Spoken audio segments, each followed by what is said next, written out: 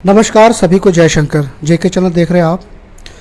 जम्मू कश्मीर राज्य में इंडस्ट्रियां 1971 या 72 को आई थी और इंडस्ट्रियों के मालिक द्वारा ये आश्वासन भी दिलाया गया था कि आने वाले जम्मू कश्मीर की जनता को रोज़गार मिलेगा और रोज़गार मिला भी था, क्योंकि जितनी भी इंडस्ट्रियां यहाँ पर लगी गई है, जो सबसे बड़ा इंडस्ट्री है जम्मू कश्मीर का सिडको इंडस्ट्री, जहाँ पर लोकल लोगों को ज़मीनें हैं लेकिन इंडस्ट्रियाँ यहाँ पर लगी है और लोगों को रोज़गार भी मिल रहा है। लेकिन आज की हम बात करें तो कई इंडस्ट्रियों से जिस तरीके से वर्कर जो है निकाले जाते हैं, नोटिस देकर हमेशा प्रदर्शन जो है करते हुए नज़र आते हैं। हालांकि अगर मैं बात करूँ तो गोदरेज फैक्ट्री से जिस तरीके से 66 वर्करों को निकाला गया है, आज 9वां दिन है उनका प्रदर्शन करते हुए नज़र आ रहे हैं। हमारे साथ सिडको इंडस्ट्री के प्रधान हैं ललित महाजन जी, हम बात करने का प्रयास करेंगे। एक तरफ से जिस तरीके से वर्कर निकाले जा रहे हैं, तो क्या लगता है कि क्या प्रभाव रहेगा यूथ को लेकर? ऐसा जी, मैं एक चीज़ में स्पष्ट करना चाहता हूँ कि जो गोदरेज कंपनी में प्रॉब्लम बनी है ना, उस कंपनी में जो वर्कर्स थे टोटल उनके पास 66 वर्कर थे, तो तकरीबन 40-42 लोगों को उनके पास 2 लाइनें चलती थी जी। उन्होंने एक लाइन बंद कर दी क्योंकि उनको प्रोडक्ट यहाँ पे वायबल नहीं था। उनके टॉयलेट सोप में क्या कि ऑयल एसेंशियल ऑयल पड़ते हैं, एसेंशियल ऑयल की मार्केट में प्राइस बड़ी शूट अप करके जी। तो उन्होंने एक लाइन बंद कर दी, दूसरी लाइन उनकी वर्किंग में थी, पर जो 40-42 लोग निकाले गए उनको उन्होंने पूरी पेमेंट की गई है सारी। 2.5 महीने का उनको तो दे दिया गया, उनको एज पर लेबर लॉ उनको सब कुछ दिया, रिटेंचमेंट दिया, बोनस दिया, ग्रेजुटी भी दिया, हर एक चीज़ उनको दी। उन्होंने जब लेने से मना कर दिया तो उनके अकाउंट में सारा पैसा ट्रांसफर कर दिया गया। अब ऐसा ना कि लेबर लॉ के हिसाब से तो वो क्या करते हैं कि वो यहाँ पे गेट को बंद नहीं कर सकते, क्योंकि उसको अगर प्रोटेस्ट करना भी गेट से साइड में करेंगे। प्रोटेस्ट बाहर ही कर रहे हैं, बाहर कर रहे हैं, पर उन्होंने क्या किया, जो 24 लोग जो वहाँ ऑलरेडी कागज जिनको नहीं निकाला गया था उनको भी उन्होंने अंदर एंट्री नहीं करने दिया।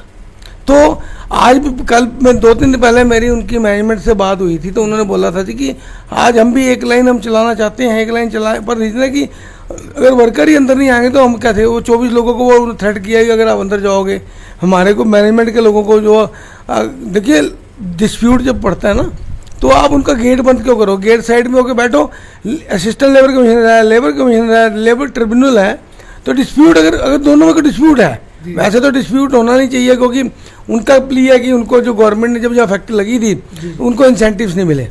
तो इनकी जो जम्मू कश्मीर में उनकी सेल देखी है, अगर यहीं का माल बना के यहाँ बेचे तो उनको वहाँ वायबल नहीं कर पड़ता, ऑल ओवर इंडिया बेचना था। आज की डेट में देखो, आज हमारे यहाँ पे जो ऑलरेडी एग्जिस्टिंग इंडस्ट्री चल रही है ना, उस एग्जिस्टिंग इंडस्ट्री में भी आस्ता आस्ता हमारे जो बाहर के यूनिट है, जिनकी बाहर माल भेजने पे डिपेंडेंसी है, लोकल डिमांड नहीं है, वो भी 2-3 साल में बंद करके चले जाएंगे। क्योंकि क्या हो गया कि यहाँ पे ना कई लोगों का पैकेज 24 में ख़त्म हो गया, कई का 23 में ख़त्म हो रहा है, किसी का 24 में 26 में ख़त्म हो रहा है। तो हमने गवर्नमेंट से बड़ी बार रिक्वेस्ट की थी कि आप नई इंडस्ट्री लेके आ रहे हो, नई इंडस्ट्री को आपने पैकेज दिया, बहुत अच्छी बात है, इतना अच्छा पैकेज किसी को नहीं दिया गया। ऊपर उन्होंने उस पैकेज में पुरानी इंडस्ट्री के लिए अगर कोई सब्सटेंशियल एक्सपेंशन करता है ना, उसको उसमें लिए जीएसटी का बेनिफिट ही नहीं है। अब जो नया वाला आया है उसको आपने पूरा जीएसटी का बेनिफिट दे दिया, जो पुराना वाला है उनको इंटरस्टेट जो बाहर माल भेजते हैं उनको उसके ऊपर जीएसटी का बेनिफिट, जब उनका वो सेंट्रल पैकेज खत्म हो जाएगा, पहला जो चल रहा है जी, तो वो उनको आपसे वो क्यों वो वहाँ पे बंद कर, वो भी बंद कर देंगे।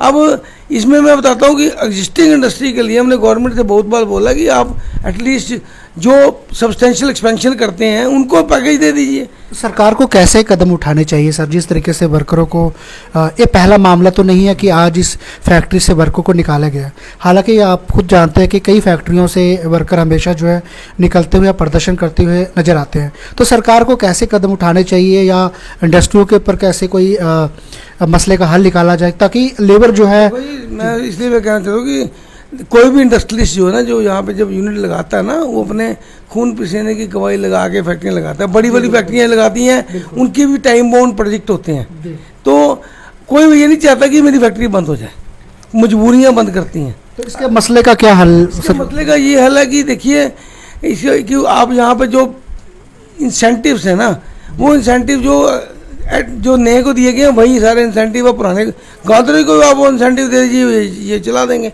अब वो कहते हैं जी हमारी जब गवर्नमेंट सेक्टर में बात होती है कहते हैं नहीं जी हमने जो इंसेंटिव आपको एग्जिस्टिंग को दे दिया हम फर्दर कोई इंसेंटिव नहीं दे सकते। अब गोदरेज कंपनी ये मल्टीनेशनल कंपनी है गोदरेज, तो उन कंपनी को जब यहाँ पे वायबिलिटी नहीं है उन्होंने प्लांट बंद कर दिया। अब लेबर लॉ कहता है कि एज पर लेबर लॉ उन्होंने उन सबको अगर कंपनसेशन दे दी है, पैसे दे दिए, सब कुछ दे दिया है, तो उसमें मतलब कि डिस्प्यूट अगर कोई अभी भी किसी को ग्रेवेंसीज है तो मैं तो कहता हूँ 66 में से 40-42 लोगों को निकालना है ना, 24 को तो काम करने दो आप। वो 42 लोग 24 के लिए भी अगर वो वहाँ पे अगर वो कहते हैं हम उनको अंदर नहीं जाने देंगे, उन कंपनी को क्या फ़र्क पड़े? कंपनी तो बंद कर दिया कंपनी ने यहाँ पे, अगर अपने ऑपरेशन बंद कर दिए। तो मेरी तो कंपनी वालों से भी रिक्वेस्ट है कि आप जो अगर 24 है और कुछ लोग, पर ये तो एमिकेबली बैठ के बात हो सकती है। अगर वो को नहीं हमने गेट बंद कर दिया, हमने लोगों को ना बाहर जाने देना अंदर जाने देना है। नहीं, इस मसले पर तो कोई आने जाने का कोई रुकावट नहीं हो रही है, सिर्फ वो लोग प्रदर्शन कर रहे हैं। प्रधान मेरे पास जो आए थे ना गोदरेज के जो मैनेजमेंट के लोग आए थे, उन्होंने ये बोला कि उन्होंने जो दूसरी लाइन के लिए आज भी हम तैयार हैं कि जो 24 लोग हैं आज जाए हम उनको पेरोल पर रखा हुआ हम वो लाइन चलाएंगे। पर वो कहते हैं जी वो उन वर्करों को अंदर नहीं आने देते। अब उसका क्या हाल है बताओ ना। अब किसी को ज़बरदस्ती थोड़ा अंदर आप ला सकते हो। तो ये है कि मैं तो कहता हूँ ठीक है, इनको वर्कर्स को भी प्रॉब्लम आती है, जिनकी रोटी एकदम चली जाती है, उसके लिए उनको अगर उन्होंने कोई कंपनसेशन दिया है तो उनको तो उसके ऊपर बात करनी चाहिए, उनके साथ बैठ के एमिकेबली सेटलमेंट होनी चाहिए। वो कह रहा है कि बात तो करना चाहता लेकिन हमारे से बात ही नहीं हो पा रही है क्योंकि अब बाहर ही नहीं आ रहे हमारे से बात करने के लिए। उन्होंने तो अपनी तरफ से जो एज पर लॉ बनता दे दिया, और जो 24 लोगों को तो आज भी मेरे को कल यहाँ पे अपना यहाँ से जो हमारे अपना जो पहले मिनिस्टर साहब थे हमारे गंगा जी हैं, उनके वहाँ से मैसेज फ़ोन भी आया था कि इनका क्या करना है। मैंने बोला जी सबसे पहले वो 24 लोगों को काम तो करने दो वहाँ पे, 24 काम करेंगे और वो 24 तो डिस्टर्ब नहीं होंगे ना। कंपनी का जब काम चलता रहेगा तो कंपनी वाले उसके ऊपर मैनेजमेंट क्या डिसीजन लेती है वो तो बात की बात है। और उसमें इन्होंने एक चीज़ और मेरे को बताई है कंपनी वालों ने, इन्होंने जो है ना कुछ वर्कर को ये बोला कि हम आपको दूसरी फैक्ट्री में रजिस्टर कर देते हैं, उन्होंने वही मना कर दिया। अब जैसे इनकी कठुआ में फैक्ट्री भी है, वहाँ पे कईयों को उन्होंने बोला ऑफर किया कि हम आपको रजिस्टर करते हैं, पर ये कहते नहीं जी हमने जाना ही नहीं, वहाँ भी नहीं जाना। तो कहीं पे भी तो कोई लाइन ड्रॉ करनी पड़ेगी ना जो है। अरे कंपनी इसका देखो, कंपनी अगर बंद ही हो गई, कंपनी को वायबिलिटी नहीं है तो क्या करेंगे आप? अगर आप देख लीजिए अब गवर्नमेंट के कितने पब्लिक सेक्टर अंडरटेकिंग बंद हो जाते हैं तो उनको भी तो स्टाफ वगैरह को उठा के सारा ये लोग दूसरी जगह पे शिफ्ट करते हैं ना। हाँ तो जब वो ये कहते हैं कि हमारी दूसरी फैक्ट्री में रजिस्टर करते हैं, कहते हैं हमने जाना ही नहीं। तो कमेंट्स बॉक्स में अपनी राय जरूर दें। जिस तरीके से गोदरेज फैक्ट्री के वर्करों को शायद आज 9वां दिन है प्रदर्शन करते हुए नज़र आ रहे हैं। आज हमारी प्रधान जी से बात हुई थी और प्रधान जी ने भी पूरा मसले का हल जिस तरीके से निकल सकता है पूरी विस्तार रूप से आपके समक्ष जो है बात रखी है। तो इस वीडियो को शेयर करें और कमेंट्स बॉक्स में अपनी राय जरूर दें। बहुत बहुत धन्यवाद। जय शंकर।